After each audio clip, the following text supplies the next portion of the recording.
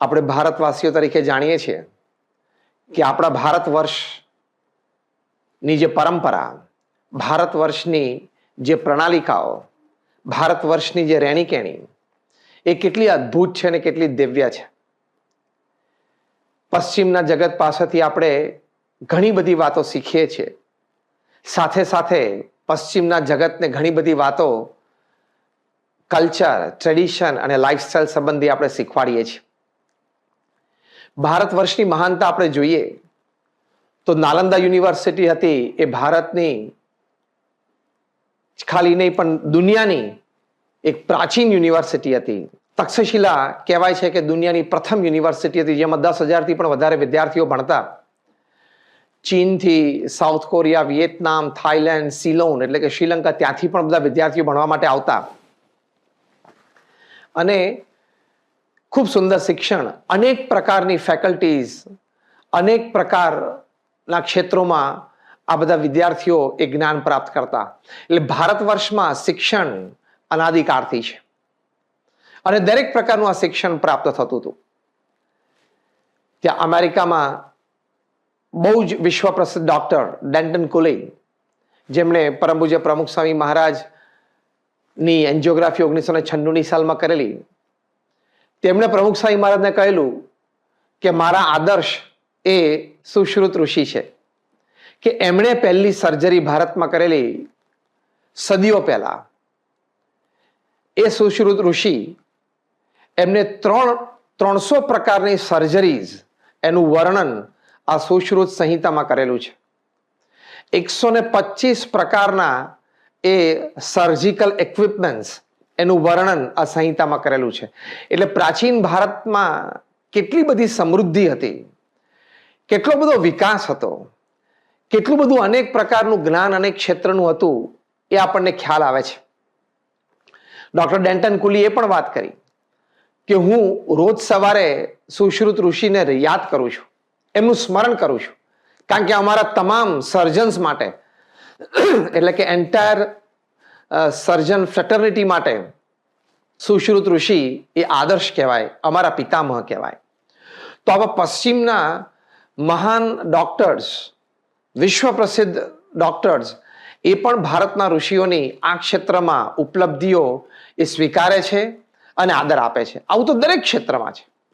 Albert આઇન્સ્ટીન કેટલા મોટા વૈજ્ઞાનિક, કદાચ એમની માટે કહેવાય છે કે is the number 1 scientist of the world, the most intelligent person the planet has ever seen. સૌથી બુદ્ધિશાળી વ્યક્તિ. એ આલ્બર્ટ આઇન્સ્ટીન પોતે કહેતા કે we owe it too much to the Indians because they taught us how to count.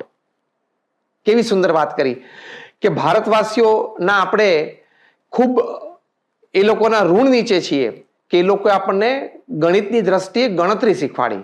Otherwise no significant or worthwhile scientific discoveries and inventions would have been possible.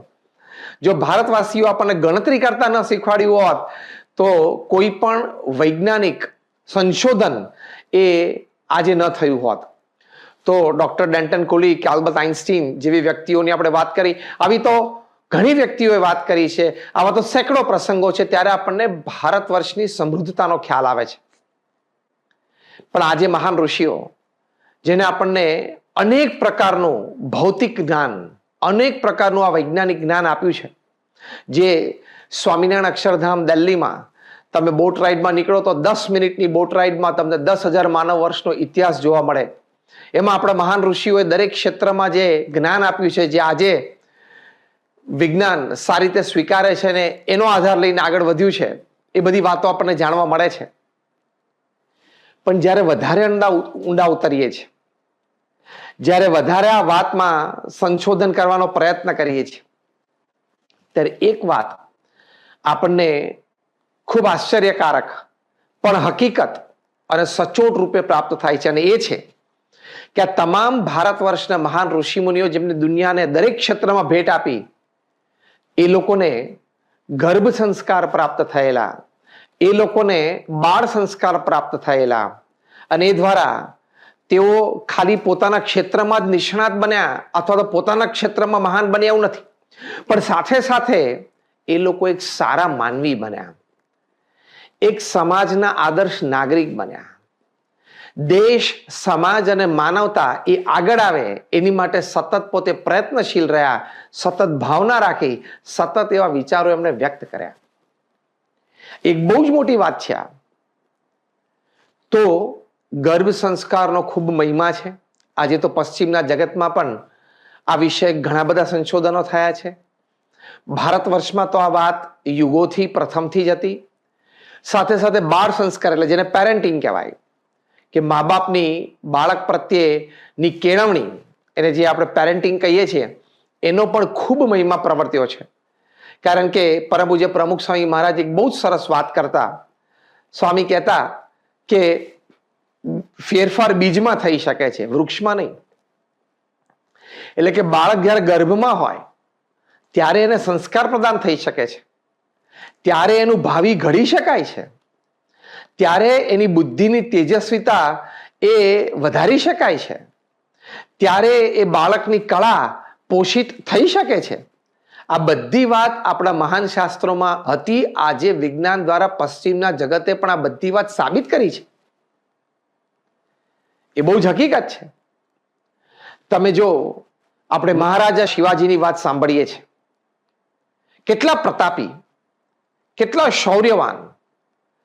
એ મહારાજા શિવાજી, એમને બાળપણમાં એમના માતૃશ્રી જીજીબાઈ એમણે સંસ્કાર આપેલા. શિવાજી જ્યારે ગર્ભમાં હતા ત્યારે જીજીબાઈ નિત્ય મહાભારતનો પાઠ કરતા, રામાયણનો પાઠ કરતા, શ્રીમદ ભગવદ્ ગીતાનો પાઠ કરતા. અને એ રીતે એને બાળ સંસ્કાર, ગર્ભ સંસ્કાર મળ્યા.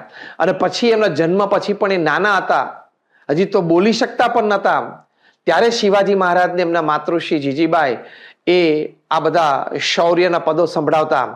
તો આપણે જાણીએ છીએ કે શિવાજી મહારાજ કેટલા શૌર્યવાન થયા, કેટલા તાકાતવર થયા અને ધર્મના રક્ષક થયા, ભારતીય સંસ્કૃતિના રક્ષક બન્યા. તો બાળપણથી જ બાળકને એવા સંસ્કાર, એવા વિચારો, એવી ભાવનાઓ આપી શકાય છે કે એ મહાનતા તરફ જાય. આપણે ભારતને જો ભારત બનાવવું હશે, જે શબ્દમાં એનો ખરો અર્થ સમાયેલો છે કે ભારતને આપણે ભારત જેવું છે એવું બનાવવું હશે, તો let us prepare the next generation. એની માટે સૌથી મોટી જિમ્મેદારી મધર્સની છે, માતાઓની છે. કે બાળક જ્યારે એના ગર્ભમાં હોય ત્યારે કેવા પ્રકારનું વાંચન કરે છે, કેવા પ્રકારના વિચારો કરે છે, કેવા પ્રકારની ભાવનાઓ વ્યક્ત કરે છે, સેવે છે, કેવા પ્રકારની ક્રિયાઓ કરે છે, એની ઉપર એ બાળકનું ભવિષ્ય રચાયેલું બને છે.